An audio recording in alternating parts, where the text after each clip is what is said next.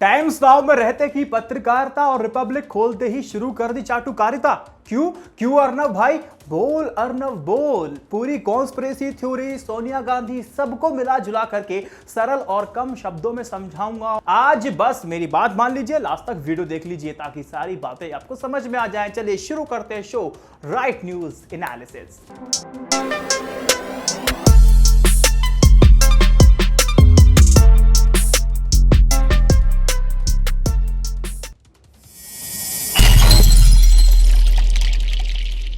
अर्नब गोस्वामी पर हुए हमले की मैं कड़ी निंदा करता हूं और घटिया जर्नलिज्म का जवाब हिंसा कभी नहीं हो सकती दोस्तों, कभी भी नहीं हो सकती, इस बात को ध्यान रखिएगा। मॉब लिंचिंग में मारे गए संतों के प्रति मेरी सहानुभूति है और दूसरी तरफ आक्रोश भी इस बात का है कि दोषियों को फांसी या कठोर से कठोर सजा मिले। इसका प्रावधान अभी तक कोई भी नहीं किया गया है और इसका खाका अभी तक तैयार नहीं हुआ है इस सरकार के द्वारा। मेन स्ट्रीम मीडिया की प्राइम टाइम एंकर जितने भी शोज करते हैं रोजाना महाराज के चरणों तक पीकर के आते हैं और खबरें आपको सिर्फ बांटने वाली करते हैं। अभी तक इनफैक्ट आज भी एंटी लिंचिंग लॉ के बारे में बात नहीं रखी जा रही है, प्रमुखता से बात नहीं की जा रही है। आप सभी टीवी तो देखते होंगे, किस चैनल ने आखिर एंटी लिंचिंग लॉ की बात को प्रमुखता से रखा है? जिन स्टेट्स ने इस कानून को बनाने का पहल किया उन स्टेट का जिक्र क्या इन प्राइम टाइम एंकर्स ने किया है?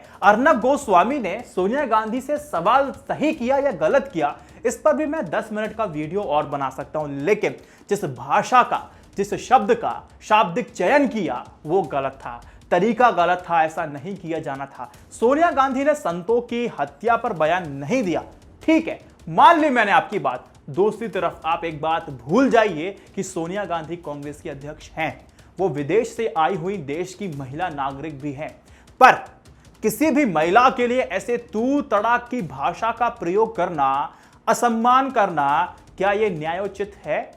अर्नब, आप सनातन धर्म में विश्वास रखने वाले व्यक्ति हैं, मैं भी हूं, स्वधर्माचरण का पालन करने वाला व्यक्ति भी हूं, लेकिन मुझे आप अर्नब गोस्वामी दंभी, कपटी, फरेबी, ढोंगी, पाखंडी, मायावी, विडंबक लगे। अब आप ही बताइए कि किस वेद, किस धर्म ग्रंथ में यह लिखा है कि महिलाओं का अपमान करना भी ठीक है?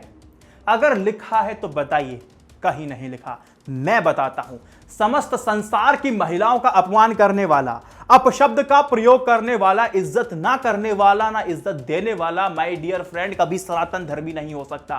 इस बात को मैं बताता हूं कि पुराणों में आखिर महिलाओं के लिए क्या लिखा है। आप अपने आप को सनातन धर्मी कह रहे हैं तो उदाहरण भी वहीं से लाके दूंगा मैं आपको। विद्याः समस्तास्तव देवी भेदाः स्त्रियः समस्ताः सकला जगत्सु। संसार में जितनी भी आपको स्त्रियां देखने को मिल रही हैं, महिलाएं देखने को मिल रही हैं, वो सब देवी स्वरूप है, मां दुर्गा का रूप है। इनका अनादर नहीं करते अर्नब गोस्वामी, किसी को नहीं करना चाहिए, किसी को भी नहीं करना चाहिए। आपने पढ़ा है शास्त्रों में, आप तो पढ़े लिखे हुए व्यक्ति हैं, लेकिन फिर भी आपने गलती की। चलो दूसरी बात आप समझ लो, दूसरा भी श्लोक समझ लीजिए। यत्र नार्यस्तु पूज्यन्ते रमन्ते तत्र देवता। जिस देश में नारी का सम्मान होता है उसी देश में देवताओं के द्वारा सुख शांति प्रदान की जाती है। अर्नब गोस्वामी, आपने सनातन धर्म के अपने आप को कहते हैं कि विश्वास रखते हैं, क्या आपने ये बात नहीं पढ़ी है? ये हर किसी पे लागू होने वाली बात है। अर्नब गोस्वामी, कहने से कोई सनातन धर्मी पे विश्वास करने वाला व्यक्ति नहीं बन जाता है, कहने मात्र से आपको संपूर्ण ज्ञान नहीं हो जाता है, आपको अपनी व्यवहारिकता में लाना होता है। देखिए, इन्हीं सारी बातों को मैं आईना आस्था पे समझाने की कोशिश करता हूं। मेरा क्या लोभ है, मेरा क्या लालच है? आपके गुरुओं को हो सकता है आपसे लालच हो, शायद पूरी बात ना बताएं, लेकिन मुझे तो नहीं है। मैं सारी बातों खुल करके बताता हूं आईना आस्था पे। अर्नब गोस्वामी चाहे तो छुप करके बिना सब्सक्राइब किए ना चैनल को देख भी सकते हैं। अर्नब गोस्वामी, आज संतों की हत्या पर आपने विपक्ष को घेरना शुरू कर दिया, लेकिन 2019 के लोकसभा चुनाव से पहले आईआईटी प्रोफेसर जीडी अग्रवाल उर्फ संत ज्ञान स्वरूप सानंद को मारने के लिए इसी मोदी सरकार ने छोड़ दिया था। कितना कवर किया आपने? उन्होंने गंगा को बचाने के लिए 100 से ज्यादा दिनों का अनशन किया। कितने दिन रिपोर्टिंग की आपने? इस अहंकार में मदमस्त मोदी सरकार के मिनिस्टर यहां तक कह देते हैं, मरने आए हो तो मर जाओ।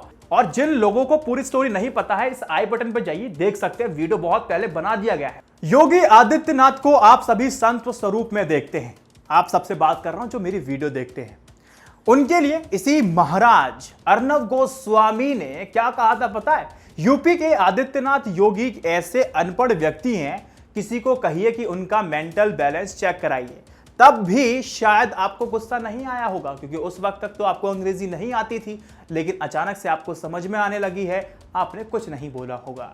इसीलिए मैं कहता हूं, देश की संपूर्ण जनता से कहता हूं, मेरे एज ग्रुप के लोगों से यही कहता हूं कि आप इन एंकरों की बातों में आकर के अपने आस पड़ोस में रह रहे लोगों से संबंध को खराब मत कीजिए। बुरे समय आने पर यही पड़ोसी आपके काम आएंगे, ना कि ये एंकर जिसके आप फेवरेट बने हुए हैं, जिनको आपने फेवरेट बना लिया है। यहां तक कि मैं भी नहीं आऊंगा। खबर के दोनों पहलुओं को जानने के बाद अगर प्रतिक्रिया दी जाए तो बेहतर होगा। आप सभी को एक बात और बताता चलूं, सुप्रीम कोर्ट के निर्देशानुसार राजस्थान की कांग्रेस सरकार ने पिछले साल मॉब लिंचिंग के खिलाफ कानून बनाया है। बंगाल और मणिपुर के ऐसे कानूनों में भी कांग्रेस ने पूरा समर्थन दिया है। ये तीनों कानून राष्ट्रपति की मंजूरी के लिए सेंटर गवर्नमेंट के पास अटके पड़े हैं। मध्य प्रदेश में भी कांग्रेस सरकार ने ऐसा कानून बनाने का प्रस्ताव रखा, लेकिन उसे बीजेपी के विरोध के कारण विधानसभा की चयन समिति को भेजना पड़ा। मैंने लगातार अपने पिछले वीडियो में भी आपको बताने की कोशिश की है कि एंटी लिंचिंग कानून सरकार को बनाना चाहिए, लेकिन इस पे बात नहीं की जा रही है, प्रमुखता से नहीं की जा रही है। ये बात समझने वाली है। इस बात की बात करता हूं तो आप मुझे कौन से गैंग से जुड़ कर कह देते हैं, चलो वो छोड़िए। पहले बोल अर्नब बोल का बोला बाल कर लेते हैं। आपको समझा देता हूं कि चाटुकारिता करने का मतलब क्या है। 6 मई 2017 के दिन रिपब्लिक को लॉन्च किया जाता है। शुरुआत के 3 दिन की स्टोरी पे अगर आप नजर डालेंगे तो आपको समझ में आ जाएगा और चीजों को बहुत जल्दी एक्सपोज करना शुरू कर देंगे। देखिए, पहले दिन की पहली स्टोरी होती है लालू प्रसाद यादव और शहाबुद्दीन के बीच में जो हुई वार्तालाप है, उस स्टोरी को ब्रेक किया जाता है, दुनिया को दिखाया जाता है, टीआरपी बटोरी जाती है। दूसरे दिन की दूसरी खबर होती है कपिल मिश्रा को लॉन्च किया जाता है, जिसमें आम आदमी पार्टी के स्वास्थ्य मंत्री 2 करोड़ रुपए का घूस यानी कि ब्राइब लेने का आरोप लगाते हैं। दूसरे दिन भी अच्छी टीआरपी लेते हैं, लेकिन तीसरे दिन जो तीसरी खबर चलती है, शशि थरूर और सुनंदा पुष्कर के पुराने मामले को चलाया जाता है। इसमें कोई भी नई बात नहीं थी, कोई नया एंगल नहीं था, लेकिन लगातार दिनों दिन इसको चलाया गया था। ऐसा क्यों हुआ? सब कुछ इसी के पीछे तो है। इसको समझाने से पहले लेकिन मैं आपको बता दूं कि according to Caravan magazine story no land's man में इस बात का खुलासा किया है जिस बात को मैं बता रहा हूं। जब 18 सितंबर 2017 को एक बहुत बड़ी स्टोरी आती है कि माया कोड नानी मामले में अमित शाह गुजरात की एक कोर्ट में पेशी के लिए पहुंचते हैं। अब रिपब्लिक की टीम में टिकर पे बैठे एक व्यक्ति ने उस न्यूज को तुरंत फ्लैश कर दिया, क्योंकि उसका काम भी वही होता है। जो रिपब्लिक चैनल के एडिटोरियल डेस्क के हेड थे नारायण स्वामी तुरंत हरकत में आते हैं और टिकर पे बैठे व्यक्ति के पास पहुंचते हैं, उसको फटकार लगाते हैं, उसको डांटते हैं और कहते हैं कि इस खबर को छूने की आवश्यकता नहीं है और ना ही जरूरत है। अब लौटते हैं शुरू की 3 स्टोरी की तरफ, जिस चैनल ने लगातार लालू प्रसाद यादव से लेकर के केजरीवाल तक, शशि थरूर से लेकर के पूरी कांग्रेस तक 3 दिन के अंदर सबकी क्लास लगा दी, हंगामा मचा दिया, हड़कंप मचवा दी। जब अमित शाह का नाम आया तो इस चैनल की सिट्टी पिट्टी गुम हो जाती है। इसका जवाब है चैनल में किसके पैसे के बूते पर खड़ा हुआ, वो इन्वेस्टमेंट किसका था और कितना था। बस इतना ही आपको जानने के लिए काफी है, ब्रेक डाउन करने के लिए काफी है कि अर्नब का बीजेपी का हमेशा सॉफ्ट कॉर्नर क्यों होने वाला है या रहा। देखिए, राजीव चंद्रशेखर एक बहुत बड़े इंडस्ट्रियलिस्ट हैं, एक उद्योगपति हैं। बीपीएल कंपनी का नाम सुना होगा। बीपीएल कंपनी ने 1995 के दौर में मोबाइल बनाने का काम भी शुरू किया था। इस पूरे प्रोजेक्ट को बनाने वाले आदमी का नाम था राजीव चंद्रशेखर। राजीव चंद्रशेखर कर्नाटक से 2 बार राज्यसभा सांसद बने हैं बिना किसी पार्टी के टिकट से। अब देखिए, देश में भाजपा सरकार आने के बाद ही राजीव चंद्रशेखर की कोशिश थी कि किसी ना किसी तरह कैसे भी मोदी सरकार की कैबिनेट में जगह मिल जाए, लेकिन किसी भी तरह का एक्सपीरियंस नहीं होने की वजह से ऐसा मुमकिन नहीं हो पाया। अब राजीव चंद्रशेखर ने सोचा कि मीडिया में इन्वेस्टमेंट किया जाए। कुछ चैनल्स में ट्राई करने के बाद उन्हें हताशा निराशा दोनों ही हाथ लगी। उन दिनों अर्नब गोस्वामी ने टाइम्स नाउ से इस्तीफा दे दिया था, रेजिग्नेशन दे दिया था। अर्नब अपने लिए इन्वेस्टर को ढूंढ रहे थे और राजीव चंद्रशेखर इन्वेस्टमेंट करने की सोच रहे थे। फिर था क्या, ऊपर वाले ने बना दी जोड़ी। रिपब्लिक टीवी चैनल को AGR outlier media private limited के अंडर शुरू किया जाता है। समझिए, जिसमें 26 करोड़ रुपए अर्नब गोस्वामी और उनकी पत्नी के होते हैं और 30 करोड़ रुपए अकेले जुपिटर कैपिटल नाम की एक कंपनी के द्वारा 30 करोड़ रुपए का इन्वेस्टमेंट अकेले ही चंद्रशेखर करते हैं। इस कंपनी का नाम याद रखिएगा। 2016 में राजीव चंद्रशेखर को केरल में भाजपा गठबंधन का यानी कि एनडीए का उपाध्यक्ष बनाया जाता है। साल 2014 में चंद्रशेखर केरल की तिरुवनंतपुरम सीट से टिकट लेना चाहते थे, तब उनको टिकट नहीं मिली थी। उनकी नजर 2019 के चुनावों में तिरुवनंतपुरम से लोकसभा सीट लेने पर हो गई थी।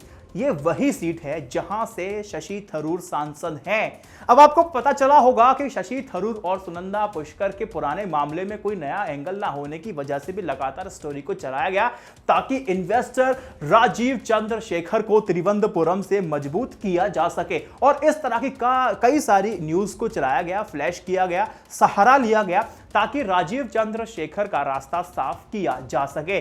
2014 में चंद्रशेखर को भाजपा ने संसद की डिफेंस स्टैंडिंग कमेटी का सदस्य बनाया गया था, जिसका काम सिर्फ यही होता है कि सरकार द्वारा डिफेंस सेक्टर में जितनी भी खरीद फरोख्त की जा रही है, आपको सिर्फ उस पर अपना दृष्टि रखनी है। साल 2016 में सरकार ने ACAT के 88 aircraft recognition training system supply करने का एक कॉन्ट्रैक्ट दिया और ये एकमात्र कॉन्ट्रैक्ट नहीं था, ऐसे कई सारे कॉन्ट्रैक्ट इसी कंपनी को दिए गए थे, सालों साल दिए गए थे। क्या आपको पता है ACAT कंपनी में किसका पैसा लगा हुआ है? साल 2015 तक इस कंपनी में 75% के जो शेयर जुपिटर कैपिटल के थे, ये वही जुपिटर कैपिटल है जिसके मालिक चंद्रशेखर है। और अब इस स्कैम का क्या नाम दोगे?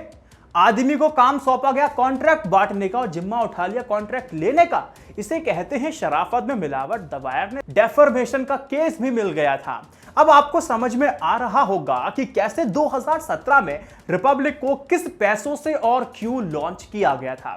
अब अगर आप इन्वेस्टिगेट करेंगे आज के टाइम में तो आप देखेंगे कि रिपब्लिक न्यूज में अर्नब गोस्वामी और उनके पत्नी के जो शेयर होल्डिंग है वो बढ़ जाती है। इसका मतलब यह होता है कि पूरा कंट्रोल अब इन दोनों महारथियों के हाथ में है कि किस दिन चरण चूसक बनना है और किस दिन पत्रकारिता अभी भी जिंदा है, इसका ढोंग करना है।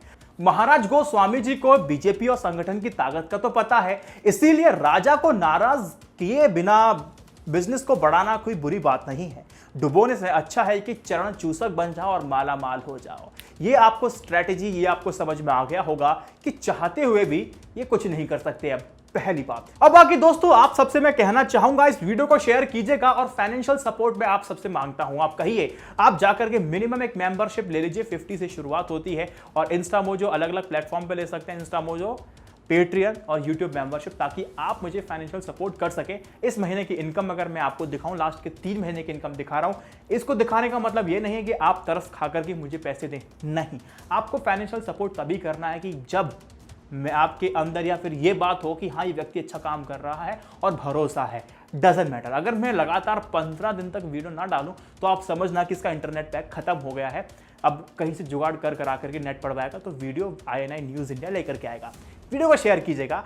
जय Hind, Vande Mataram. Stay updated, stay educated, सत्यमेव जयते। नमस्कार।